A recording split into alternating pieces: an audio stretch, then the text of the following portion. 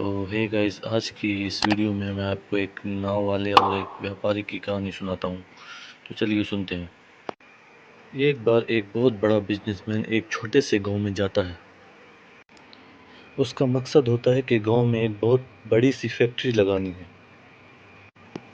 وہ ایک ایسی جگہ پہنچ جاتا ہے جہاں اس کے سامنے ایک ندی ہوتی ہے اور اس ندی کے سامنے وہ گاؤں ہوتا ہے۔ اب اس کے سامنے دو راستے ہیں۔ پہلا یہ کہ وہ سڑک کے راستے گھوم کر اس گاؤں تک پہنچے، جس میں لگ بھگ 10 گھنٹے لگیں گے، کیونکہ وہاں تک پہنچنے کا کوئی ڈائریکٹ راستہ نہیں ہے۔ دوسرا راستہ یہ تھا کہ وہ ایک ناؤ میں بیٹھ کر ندی کے راستے اس گاؤں تک پہنچ جائے، جس میں کیول 20 منٹ ہی لگتے ہیں۔ تو اس نے اپنا ٹائم بچانے کے لیے اس نے اس ناؤ کے ذریعے گاؤں تک پہنچنے کا فیصلہ کیا۔ وہ ناؤ بہت چھوٹی سی تھی، جس میں ایک طرف وہ آدمی بیٹھا تھا جو ناؤ چلا رہا تھا اور دوسری طرف وہ بزنس مین بیٹھا تھا۔ ناؤ میں بیٹھنے کے تھوڑی دیر بعد اس بزنس مین نے ناؤ والے سے پوچھا، تجھے پتہ ہے تیری ناؤ میں کون بیٹھا ہے؟ تو ناؤ والے نے بڑے بھولے پن سے کہا، نہیں صاحب، میں نہیں جانتا۔ تب بزنس مین نے کہا، ارے تو اخبار نہیں پڑھتا ہے کہ میری فوٹو ہر دوسرے تیسرے دن اخبار میں چھپتی ہے؟ تو ناؤ والے نے کہا، ارے صاحب، مجھے پڑھنا لکھنا نہیں آتا ہے۔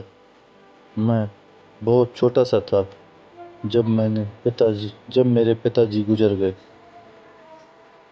اور اپنے پریوار کا دھیان رکھنے کے لیے میں بچپن سے ہی کام میں لگ گیا، اس لیے میرا اسکول بچپن میں ہی چھوٹ گیا تھا۔ یہ سن کر اس بزنس مین نے ناؤ والے کا مذاق اڑاتے ہوئے کہا، ارے تجھے پڑھنا لکھنا بھی نہیں آتا ہے، ایسی زندگی کا کیا فائدہ؟ یہ سن کر اس ناؤ والے کو برا تو لگا، لیکن اس نے کچھ نہیں کہا۔ تھوڑی دیر بعد وہ بزنس مین اس ناؤ والے سے بولا، ابھی کچھ دن بعد یہ جو تو سامنے زمین دیکھ رہا ہے نا، وہاں میری ایک بڑی سی فیکٹری لگے گی، جہاں پر ہم منرل واٹر کی باٹلز لگائیں گے۔ اس ناؤ والے کو بات سمجھ نہیں آئی۔ اس نے کہا، کس چیز کی فیکٹری؟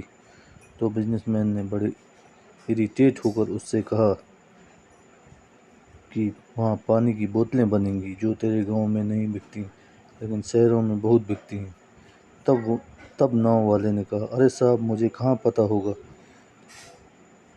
میں نے تو کبھی اس گاؤں سے باہر نکلا ہی نہیں تھا۔ پھر بزنس مین نے اس کے اوپر ہنستے ہوئے بولا،